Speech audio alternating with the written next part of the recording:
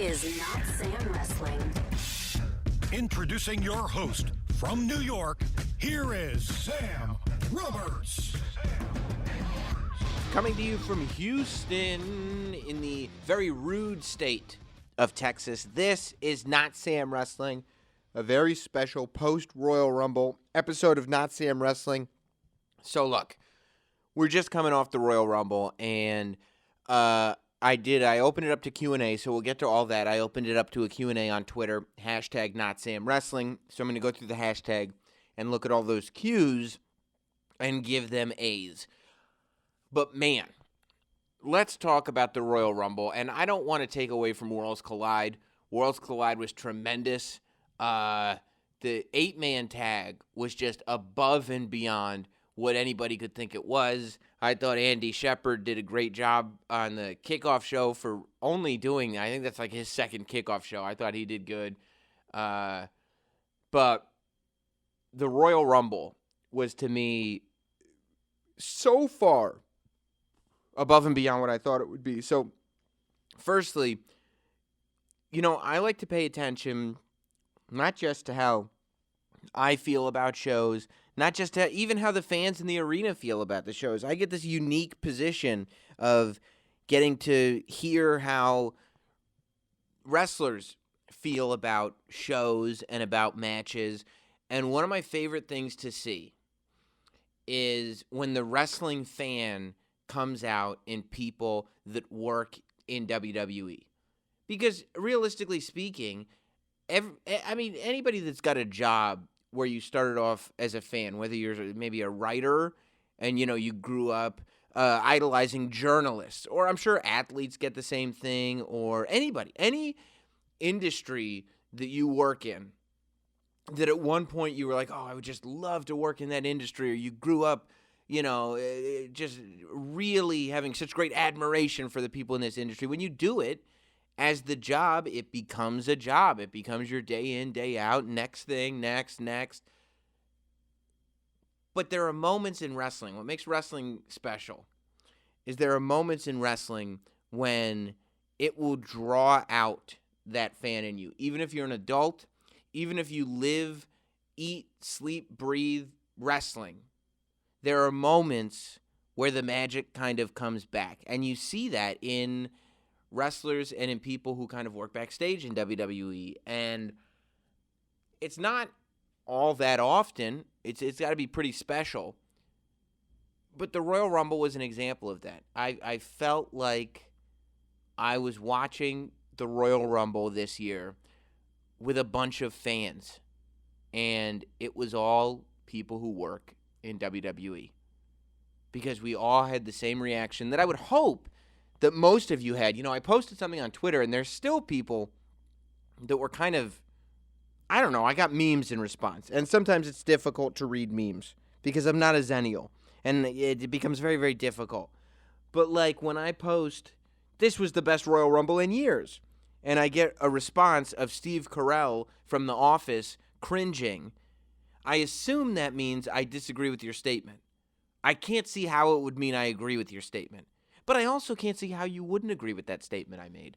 But let's take it from the beginning. So, getting to do the kickoff show again at the Royal Rumble this year with Booker T and Renee, and getting to walk the aisle and to stop R-Truth from entering the Royal Rumble and to be the A panel, let's be honest, between the two panels, the number one panel, was so much fun. And when I tell you, by the way, that everything that the three of us did on that kickoff show was off the cuff, I can't understate, or I can't overstate that? Yeah, I can't overstate that.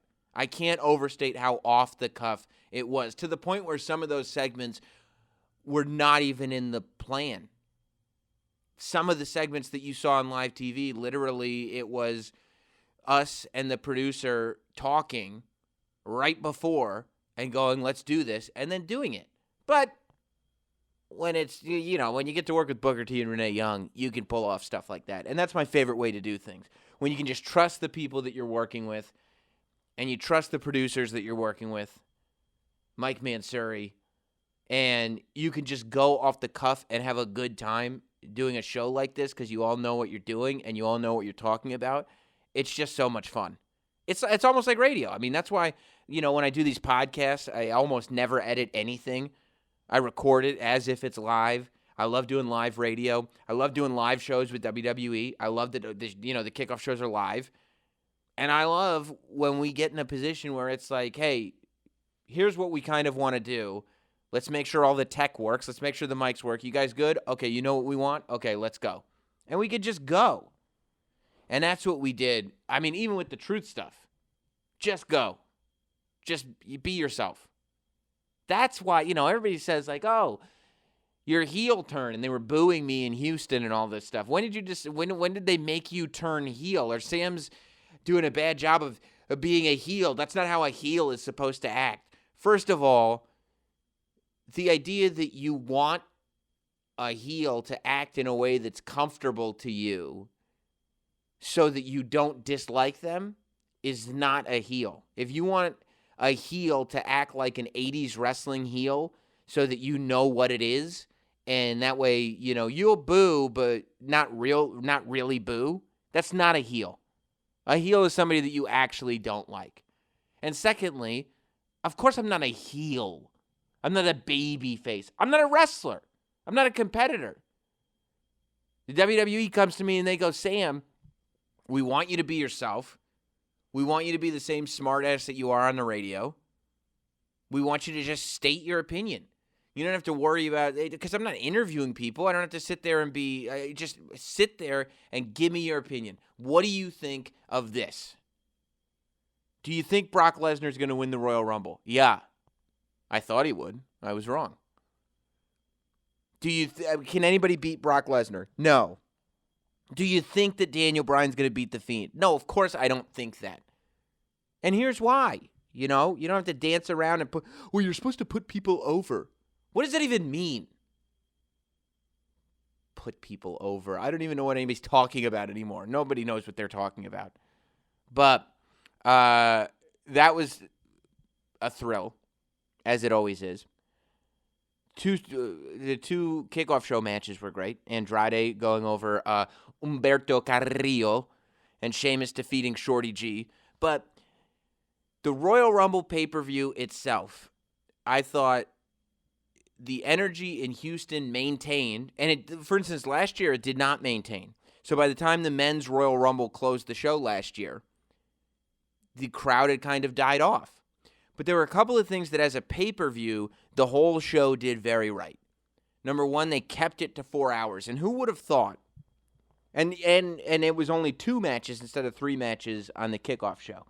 So it wasn't an overload. It wasn't an overstimulus. It wasn't, as some people would say, too much birthday. It was just the right amount of birthday. Who would have thought only a few years ago we lived in a world where pay-per-views were 3 hours and pay-per-views were 3 hours. Oh, and pay-per-views were 3 hours. That's it. To get to a place where we're like, if you can do a big 4 pay-per-view in 4 hours, then you're on the right track. But that's what they did. 4 hours was perfect for tonight's Royal Rumble show. To get everything in and get everything right, 4 hours was perfect. And every match mattered. Every match had a purpose. Starting with the Roman Reigns Baron Corbin match. If you're going to do a Falls Count Anywhere match in a baseball stadium, you might as well pin a man on a dugout. I don't see why you wouldn't. And Roman Reigns getting the decisive victory that he needed.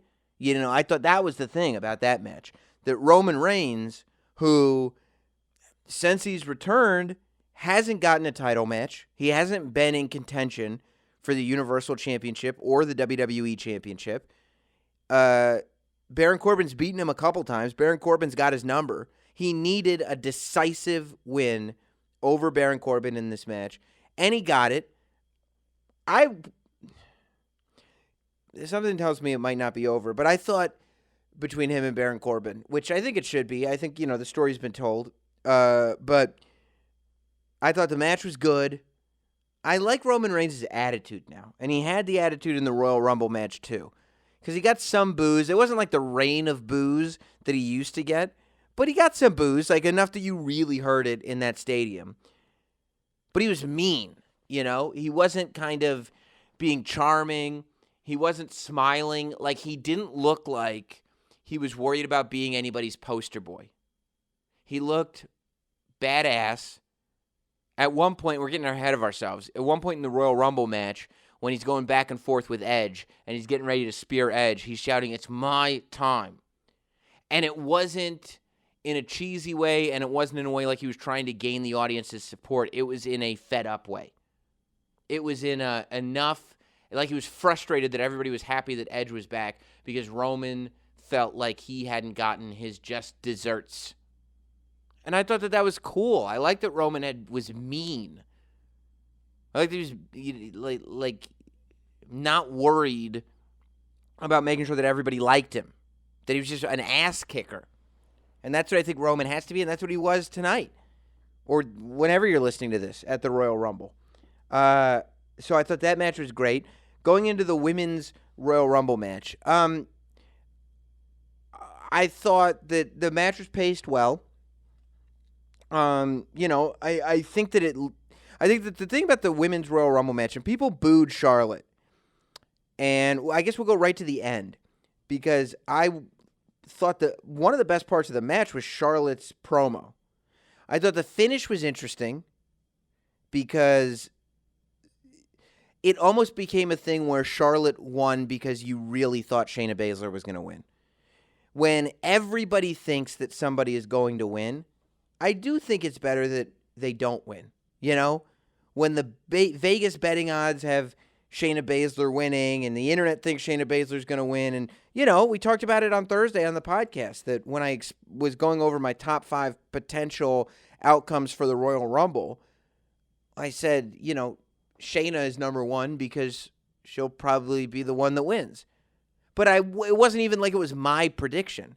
It was just the prediction. It was what everybody was kind of thinking.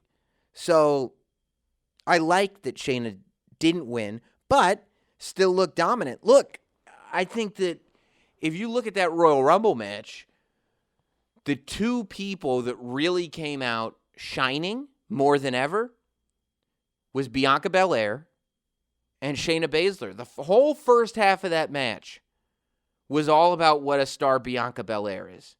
That was crystal clear. That was what that match was built to do. The first half was built to be a showcase for Bianca Belair. And I thought she rose to the occasion. You know, she ended up getting eliminated through a very dumb mistake by going to the top rope. But she's inexperienced, you know. I think that there is a good cohesiveness happening between the brands. You know, we say, well, Vince controls Raw and SmackDown, and Triple H controls NXT, and it's two separate. But there is this agreement and familiarity with everything that's going on, where it's very helpful to NXT that Bianca Belair looks super strong in this Royal Rumble match. Number 1, to get eyes on the NXT product. And number 2, I think that Bianca Belair's performance in this Royal Rumble match lends a ton of credibility to her match with Rhea Ripley at TakeOver in 2 weeks. I think that, and that's, I don't think that that's the kind of cohesiveness that you might have expected without it feeling like NXT is becoming Raw and SmackDown light, which it doesn't feel like that's what's happening. So I think that that's a very good thing. You know, I thought there were some fun surprises. Kelly coming back, Molly Holly coming back. Naomi was amazing. That's not a surprise. I'm really happy to see Naomi back. Who else was there in the women's match? I thought the Santina spot was funny. I guess some people probably won't like it, but I thought the Santina spot was funny. And how impressive was Beth Phoenix? The Copeland family shined at the 2020 Royal Rumble. And who would have thought that that is a sentence that we would be saying? But the Copeland family shined bright like a diamond. Anybody that's wondering why Beth Phoenix is doing commentary at NXT, first of all, she's pretty good at commentary. Second of all, what allows her credibility is what we saw in the Royal Rumble. Why Beth Phoenix is in the Hall of Fame? Take a look at the Royal Rumble. The length of time that she was in that ring for somebody that doesn't actively wrestle at all anymore was incredible. I feel like Beth Phoenix could be an active competitor today if she wanted to be. The emotion that was all over her face, the throwing Natalya out, that was another thing. There were some real long-term stories that were told in that Women's Royal Rumble match. Santina Marella and WrestleMania from 2009, like 10, 11 years ago. And kind of, hearkening back to the story of Beth Phoenix and Santino. I think it was 2 years ago that Natalya eliminated Beth Phoenix, kind of turning on her, and then Beth Phoenix gets her revenge this year. I mean, how amazing was it that the final three were Shayna, Charlotte, and Beth Phoenix? And while I don't think anybody really thought Beth Phoenix was going to win, it's only because we know she's not an active competitor. If Beth Phoenix wasn't a commentator and she'd just come back for this pay-per-view, I think people might have believed that she was really going to win. If you said today, oh, Beth Phoenix is coming back to be an active competitor, nobody would scoff at that, especially after that performance. And she was bleeding. I couldn't tell why she was bleeding the whole time, but she's bleeding from the back of her head. So, yeah, I thought, and then Charlotte winning, here's why I liked, not necessarily why I liked her winning, but why I liked what happened.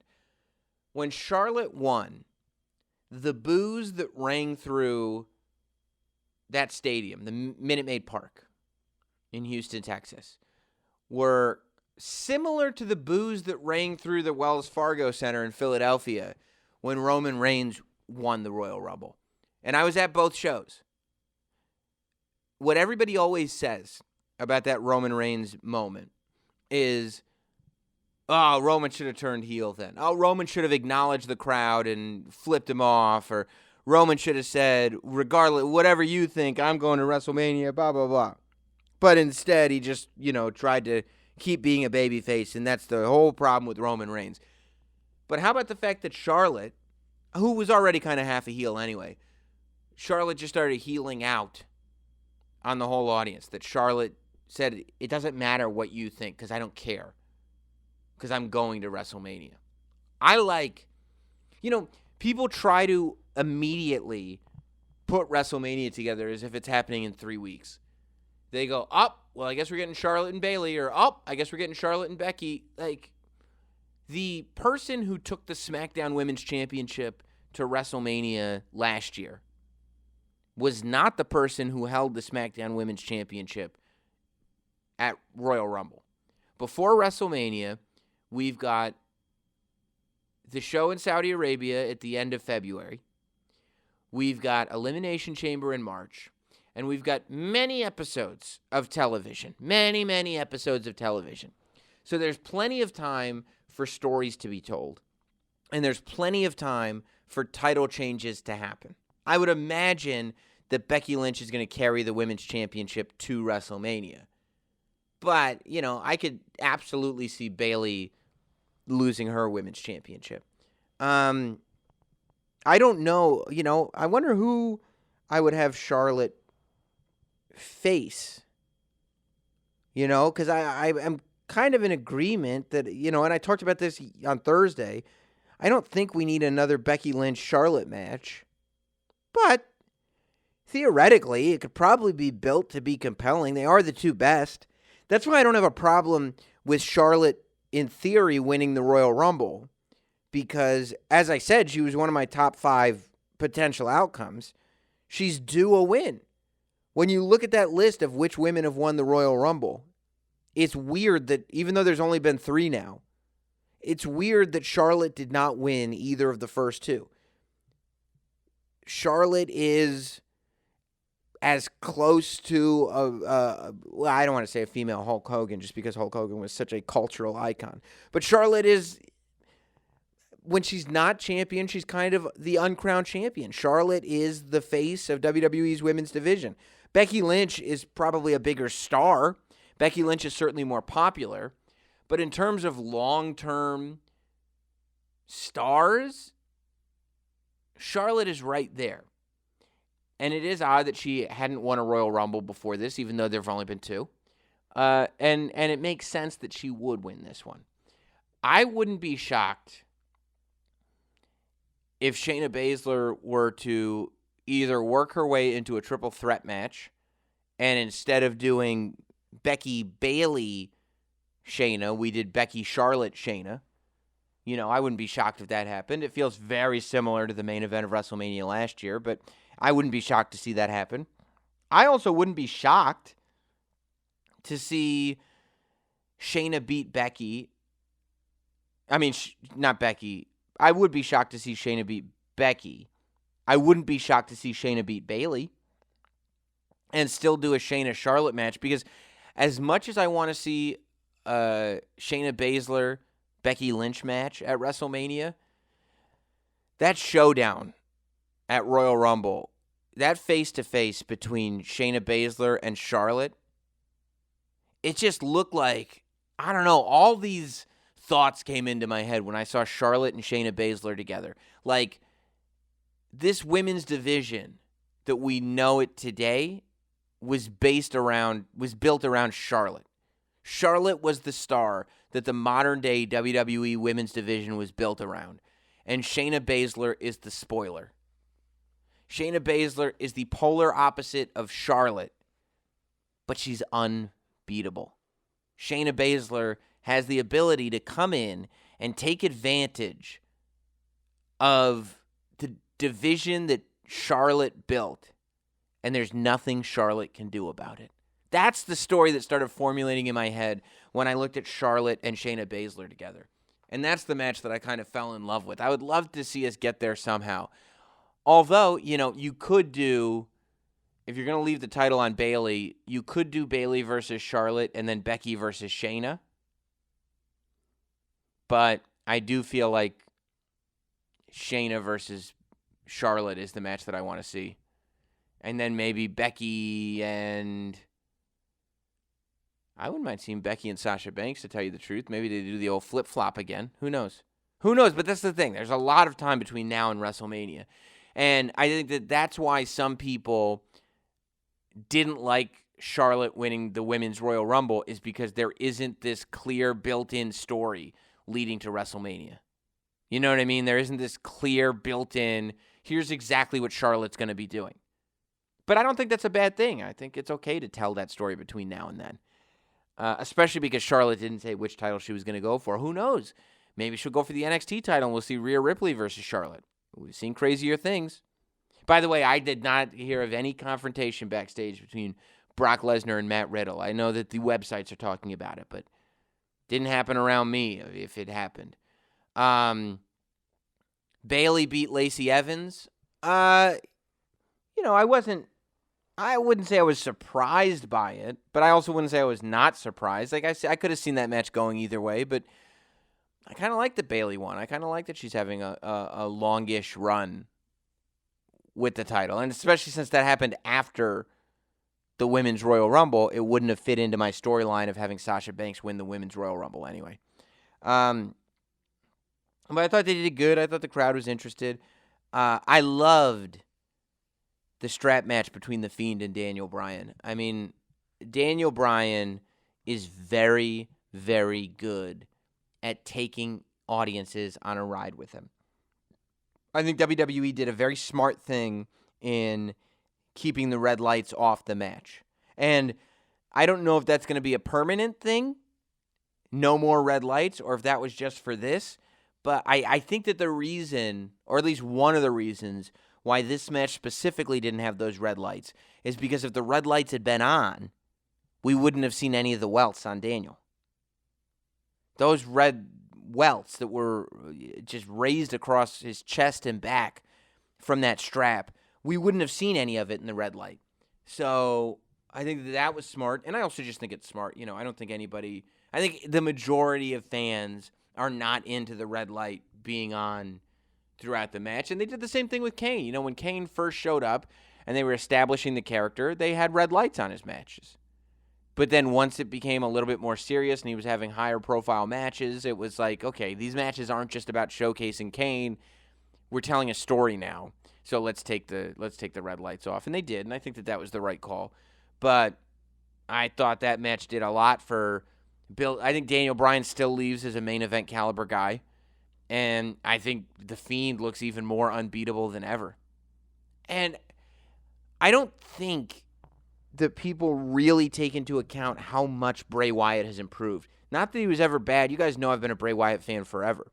But because he's wearing that mask, we almost associate him as a totally different person. But Bray Wyatt and the stuff that he's doing now is so good. It's amazing. But I thought that match was good. I was happy The Fiend won, to tell you the truth, because it made it so that what I said on the pre-show was right. And I love being right. Becky Lynch retaining against Asuka, that was another match that there were moments where I was like, oh my God, is Asuka actually going to win? Is Asuka going to win this match here right now? Is she going to be the Raw Women's Champion? And I don't remember who tweeted it. I would love to give you credit for it, but I don't remember who you are. Somebody said, like, couldn't you have done Asuka winning the title from Becky and then taking that to WrestleMania? And I guess you could have, but I think that you want Becky going into WrestleMania to be this Becky Lynch. You know?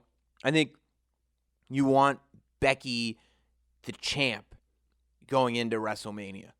I think it's actually a more compelling story to have Becky as this unbeatable babyface champion and then maybe have a great obstacle in front of her. Like they were pointing, they tried to make Asuka, the one great obstacle in front of Becky Lynch, when in reality Asuka had more of a reason to have a grudge with Becky than vice versa, in my opinion.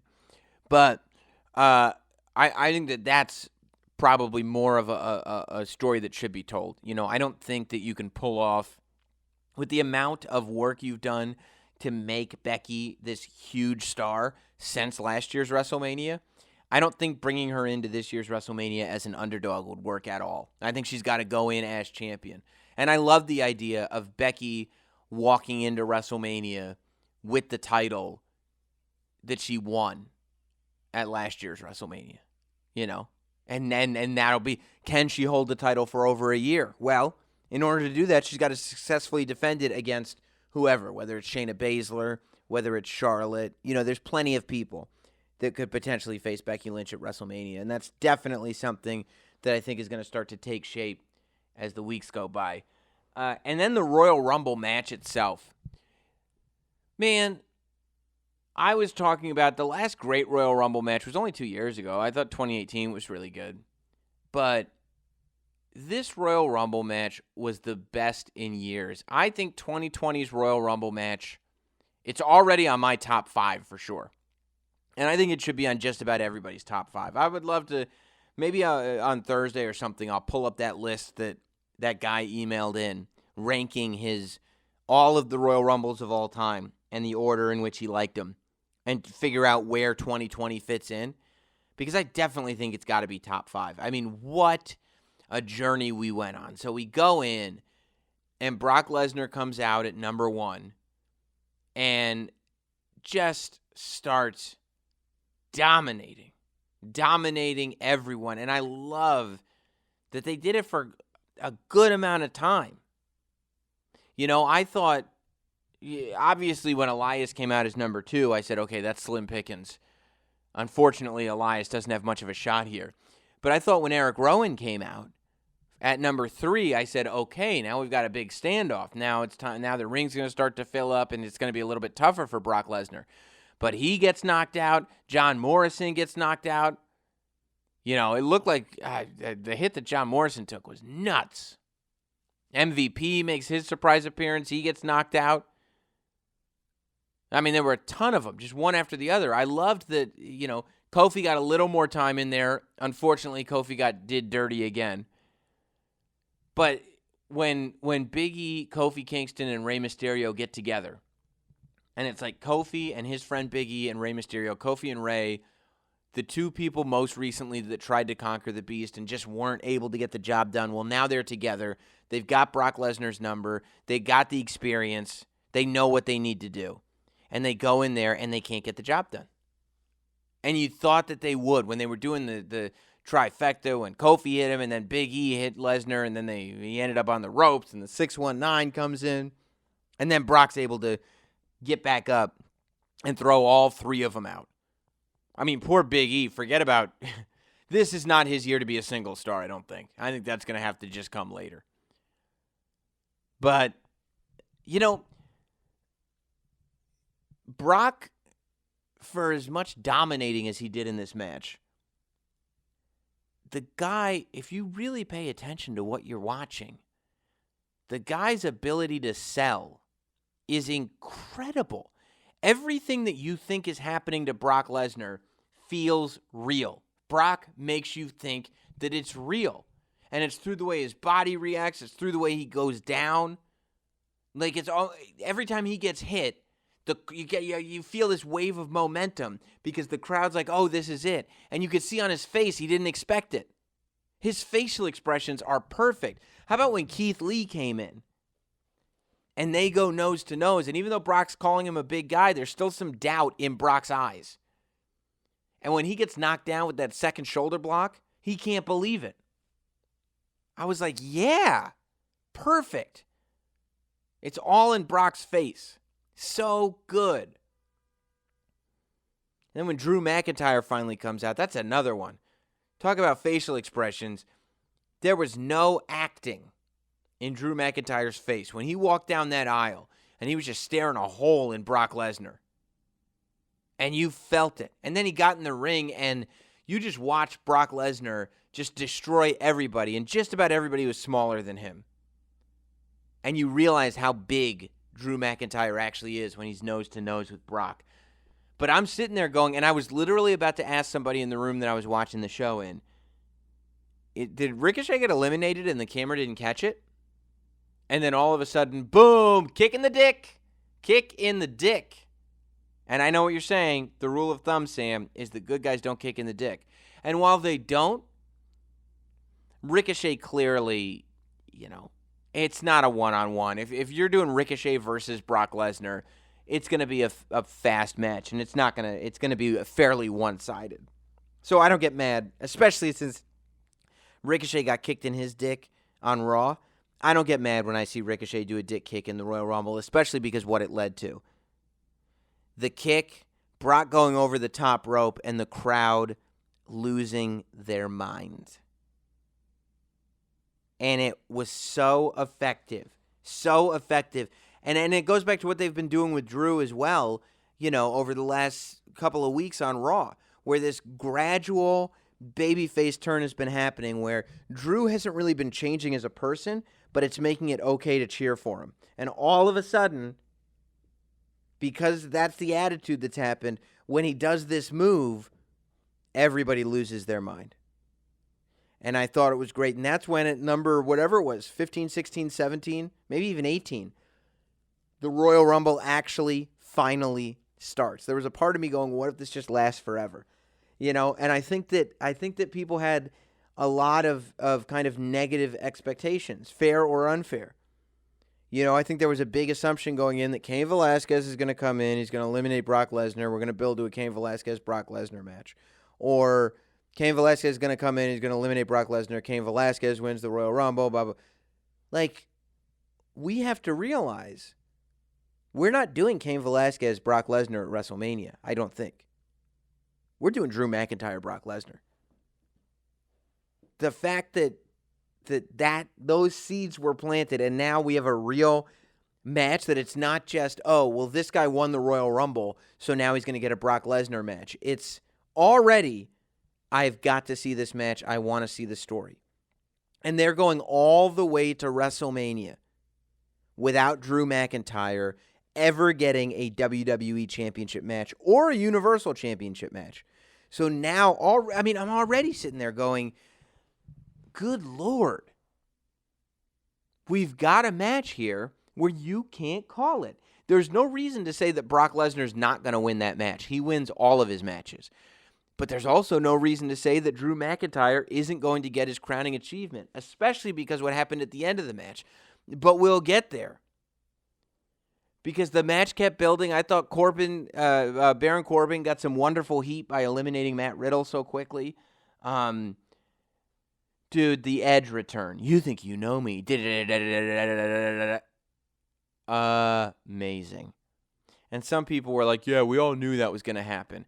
The same people that reported Edge was returning also reported Paige was returning, also reported The Undertaker was going to be in Houston. Also, I mean, you can't just take credit for the stuff you get right,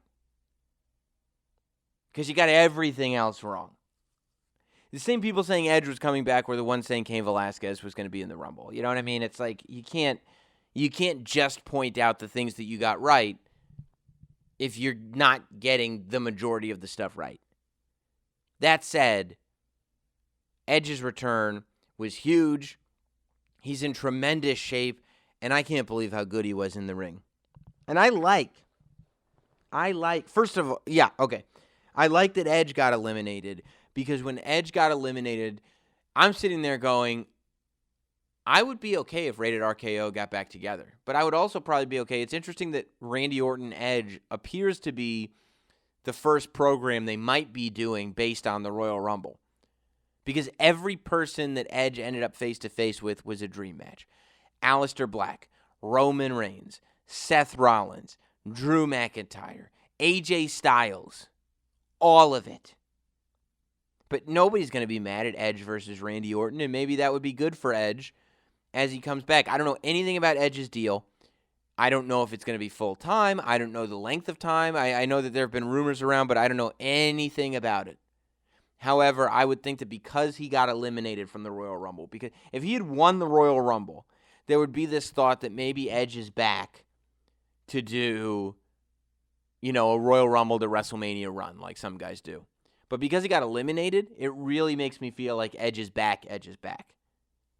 And I just think that's phenomenal, because we thought he was never going to wrestle again. I can't wait to hear the story of how Edge found out he was able to wrestle again, of why he's able to wrestle again, of the whole thing. It's so amazing. I was so happy to see him. I love that he looks a little older. He's got a little gray in his beard that he's not fixing. I hope he never fixes it. I love old man Edge. He's more cut than he used to be. He's got old man strength. I think it's awesome. It's awesome. And I can't wait to see how Edge, the wrestler, interacts with the stars of today. It's going to be really, really good. Seth Rollins' performance in the Royal Rumble was phenomenal. It was terrific. I think the move that was made, a lot of things were changed in the Royal Rumble. Heavy Machinery wasn't in it. Buddy Murphy was supposed to be in it. He wasn't in it, and it was never explained why. Rusev and Bobby Lashley, it was explained why they weren't in it. But there were a bunch of switcheroos made, so guys like Shelton Benjamin could be in, and there could be some surprises. I thought everything that was done seemed like it was done for the right reasons, because, again, this was an amazing, amazing Royal Rumble match. I love that Buddy Murphy and the Authors of Pain helped eliminate Kevin Owens and Samoa Joe. I love that Aleister Black got thrown into the mix, and now it elevates him as one of the top good guys on Raw.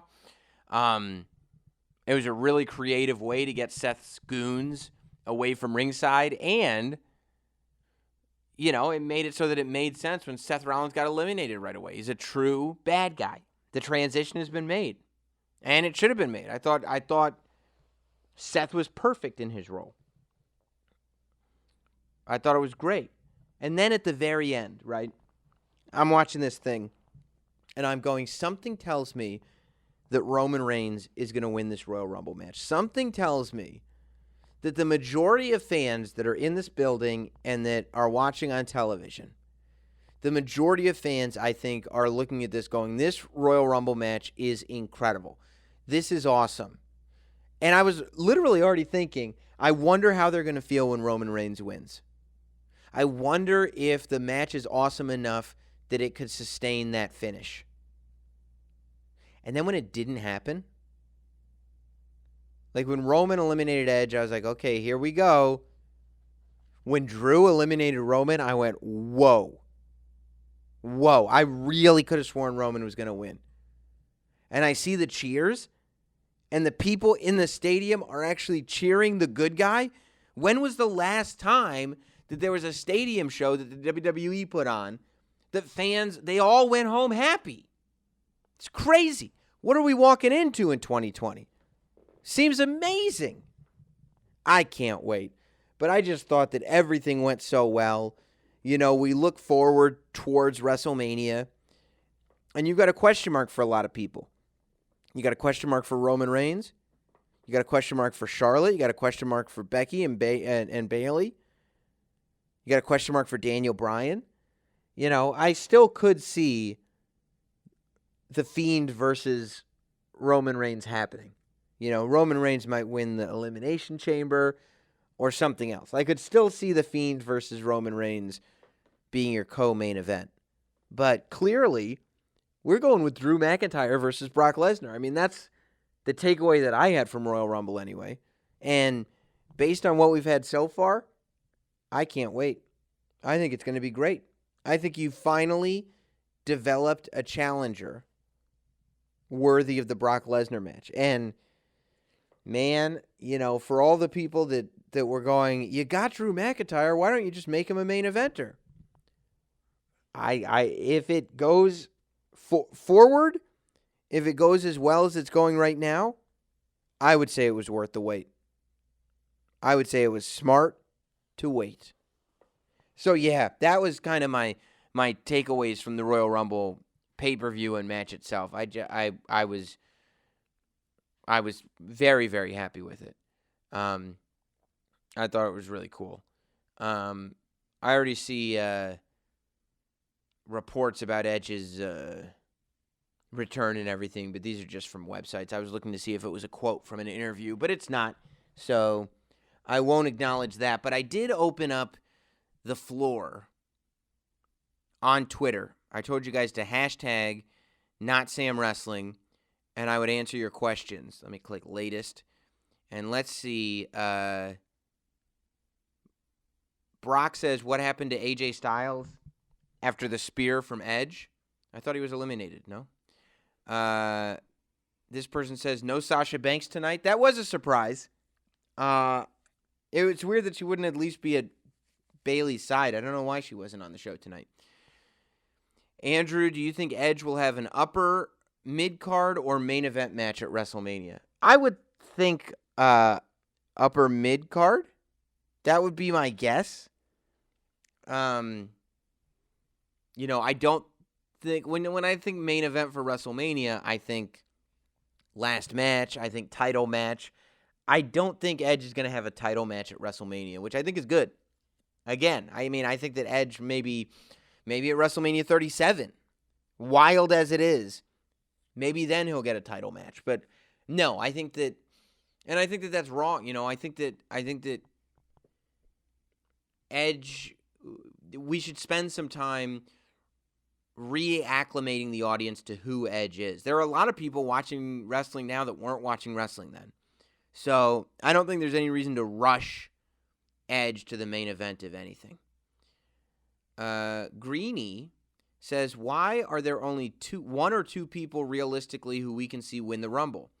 Is it because booking is so predictable or because no one is over nowadays? Like, people who, and no offense to you, buddy, I'm sure you're a good dude. I don't understand why you watch wrestling when you ask a question like that. It makes no sense to me. That is such a negative question that none of it, I mean, on so many levels, I find that question problematic. Like, that is, you're literally, if that's how you feel, you are simply watching the show to complain. There are many talent who's over, and I could sit there right now when you were watching the Rumble. When it got down to the final five, you could have seen any of those five men winning that match, and none of them were Brock Lesnar. I mean, let's think about it. Without even stretching. Okay. Maybe not Randy Orton. Although, why not Randy Orton? But maybe not Randy Orton. I would put Randy Orton in the category of AJ Styles where they're main eventers at any point. But maybe based on the storytelling that's going on right now, they're probably not going to main event WrestleMania this year. Okay, that's fine. Fine. You're telling me one or two people, you got that Royal Rumble match, and you're still, that question was sent after the Royal Rumble match had already happened. You're telling me, because I'm assuming, I don't even know who the one or two you're thinking of was. A lot of people thought Drew McIntyre would win the Royal Rumble. He was one of the favorites to win the Royal Rumble, but it certainly wasn't obvious. I came up with 5 very easy, very possible outcomes to the Rumble, and I just pulled them out of my ass, okay? Like, you've got Brock Lesnar, you've got Roman Reigns, you got Drew McIntyre, you got Seth Rollins, you got Edge. That's 5 right there. Right there. Easily could win the Royal Rumble. And none of them are stretching. If you want to start getting into, stretching and telling stories, then you go into Kofi Kingston. You go into Big A. There's Big E. Big A. There's so many. Like, I don't agree with that at all. Especially this year. This year of all years. There have been years in the past where it's very obvious who's going to win. But that's not even... How did you word this question? I'm going to pull it up so exactly how you worded it. I mean, because booking is so predictable or because nobody is over. I don't know what you mean by no one is over nowadays. Like, there's plenty of stars. That's not even somewhat true. And booking is predictable. Like, there have been times where booking is predictable. There have been times where you're like, clearly this is where they're going.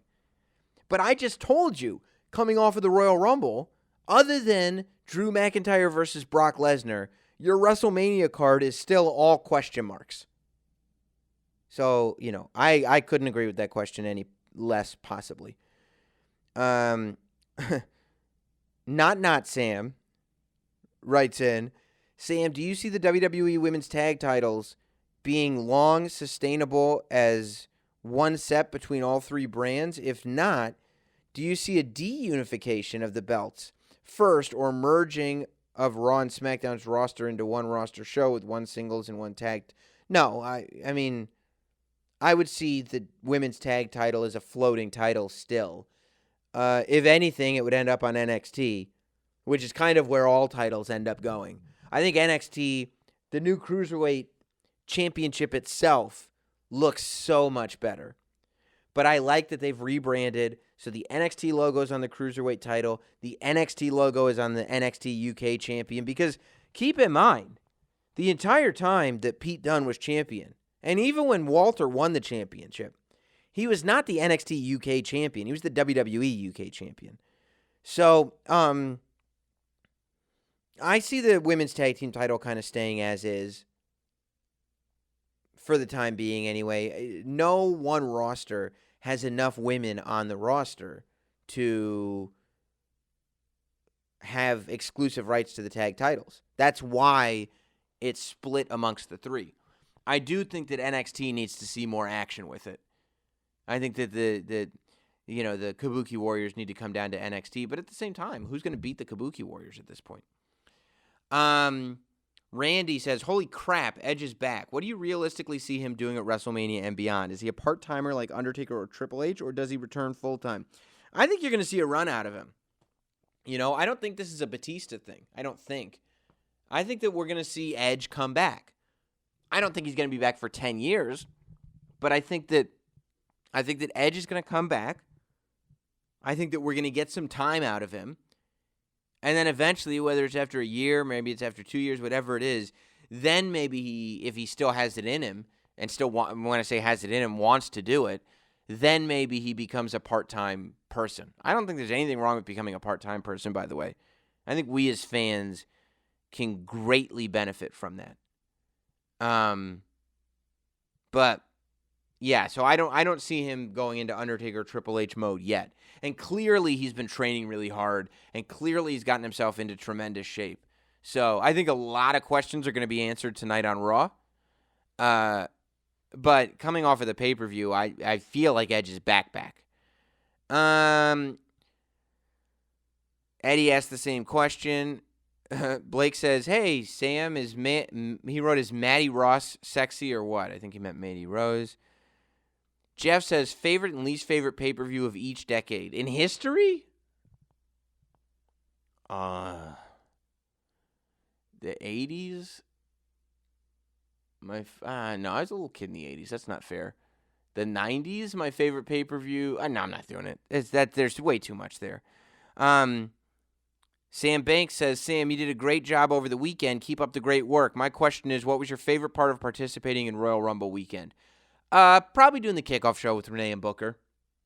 I love doing the Worlds Collide kickoff show as well, but I think, I had a lot of fun doing the kickoff show with Renee and Booker. That's probably my favorite part. And then getting to watch Royal Rumble, with the crowd. For some of it, I did go out onto the floor and watch with the crowd, met some cool people. Got to feel the ambiance of the whole thing, and then to watch it, in the locker room and see the wrestling fan come out and a lot of WWE folks is really cool. Sean, who do you think Edge is going to feud with? I'd love to see him and KO work magic. It's all dream matches with Edge. I don't think Edge is going to be a heel. I think too many people are happy to see him back. It seems like there's a pretty good chance that Randy Orton is going to be his first feud. But if I had to pick, or if I got to pick,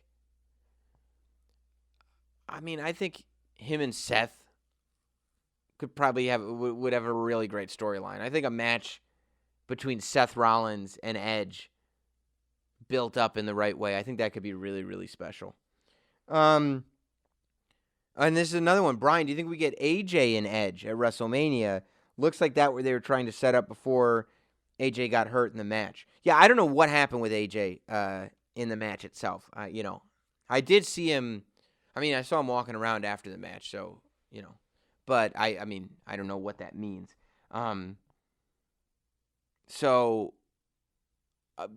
would love to see AJ and Edge, but there was Randy Orton stuff going on too, so I don't know. This one, another one says Styles versus Edge. Todd says, does The Fiend continue his run into Mania with Daniel Bryan? I don't know. I think Daniel Bryan needs to move on to something else. Maybe he can go back to The Fiend eventually, but The Fiend's beaten him twice now, so I don't know. He really definitely beat him tonight. He definitely beat Daniel Bryan at the Royal Rumble, so I don't know what argument Daniel Bryan would have to get a rematch or anything. CN Punk says, wouldn't Shayna been a better choice to win by eliminating Charlotte and maybe set up a whole 4 horsewomen versus 4 horsewomen angle? People keep talking about that. No. If Shayna Baszler had eliminated Charlotte, Becky is a good guy. Charlotte goes in between. Bayley's a bad guy. Sasha Banks is a bad guy. They're on 2 separate brands. I don't need to see 4 horsewomen versus 4 horsewomen. I want to see Shayna versus Charlotte. I want to see Ronda versus Becky. Eventually, when Marina Shafir and Jessamine Duke are, the wrestlers that Shayna and Ronda are, I would love to see them in the mix too. But I'm not sitting here going we need to see this 8-person tag match immediately. It's an 8-person tag match. Singles matches are better. So, no, I don't think that at all. And I think that Charlotte eliminating Shayna makes it so we want to see Charlotte versus Shayna. I think that the story between... Here's why it makes sense that Charlotte would eliminate Shayna, in my opinion, especially after the aftermath of that, is that Charlotte is not a good guy who overcame Shayna Baszler. We're going back to this story of Charlotte being the poster child and Shayna Baszler coming to spoil her. And Charlotte got lucky with the elimination. Shayna's got something to prove to Charlotte, not the other way around. So when Shayna shows up for her match with Charlotte, she still has something to prove to Charlotte. If she eliminates Charlotte from the match, then Charlotte has something to prove to Shayna. But that's not the case. It's the other way around. So That's why I think it made sense what we saw. Adam says, y'all owe Meltzer and the others an apology. I don't think so. Personally, I don't think the reports ruined Edge's return, as it was, well, we'll believe it when we see it type of thing. Oh, yeah, I mean, I guess that goes back to my original point at the beginning of the show. Tony Gunk says, what do you do with Daniel Bryan at Mania? That's a good question. That's a really good question. You know, I mean, I think that Daniel Bryan versus Sheamus is a very real possibility. I think Daniel Bryan versus Baron Corbin could actually be very good. You know, I wouldn't be shocked if that's the direction we start going in. Daniel Bryan, I would probably do it. I would probably start to build a compelling story between Daniel Bryan and Baron Corbin. Ryan says, why Charlotte? Not that she's a bad choice, just not the one I would have made. I think I explained that. Let's see. Mark says, how the hell do you have a strap match with pinfalls or submissions? Yeah, I mean, that's not the traditional rules of a strap match, but for this scenario, at least we're not sitting there going, okay, well, it's decisive. I think that the reason they didn't do touch the corner posts, which are the traditional strap match rules, are that the pinfall was extremely decisive. There is no arguing who the better man was at the Royal Rumble. Lance, who was the worst winner in the history of the Royal Rumble and why? Let's see. Let's see. The winners are generally okay. I mean, I don't know that there's been a really bad Royal Rumble winner. You know, I think historically it's Alberto Del Rio probably didn't work out the way they wanted him to, and I don't know if Sheamus's run worked out exactly how they wanted it to. You know, I guess Hacksaw Jim Duggan, even though he's the man, he wasn't exactly a main eventer. Will NXT or NXT UK be at WrestleMania? NXT UK will not be at WrestleMania. I mean, they'll be part of WrestleMania weekend, but they're not going to be on the pay-per-view. I would imagine we'll see one NXT match, potentially, at WrestleMania. I wouldn't be shocked if we didn't, but I would hope that we would. If you could have a WrestleMania moment, what would it be and who would it be with? It'd probably be somebody. Probably be Bianca Belair beating me up. Who do you think will main event WrestleMania? Who do you want? Who has earned it? I mean, everybody's earned it. You know, I don't think it's any of our spot to say, well, you didn't earn it. You know, I think Drew McIntyre versus Brock Lesnar is a pretty strong WrestleMania main event. I think people would be super into that. Jeff says, did you prefer Royal Rumbles where managers could stay at ringside or where managers were sent back? And when will Katie Linendahl be back? Tweet Katie. Tell her to come back on the show. I'll have her back anytime. I like the managers not being at ringside. That way it's special when, like, Seth Rollins brings out, his faction with him.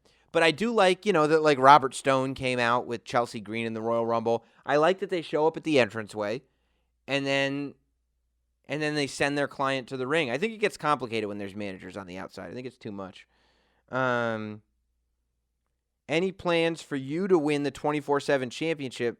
Maybe a surprise run-in tonight during the Women's Royal Rumble match. Well, I don't know why I'd be in the Women's Royal Rumble match, but I don't know. You'd have to ask WWE if there were any plans. I don't think there are any plans at the moment for me to win the 24/7 championship. Triple H comes over to you and he asks, hey, Sam, I really want to be on WrestleMania, but I just cannot decide on who my opponent should be. Please help me book my WrestleMania match. Okay.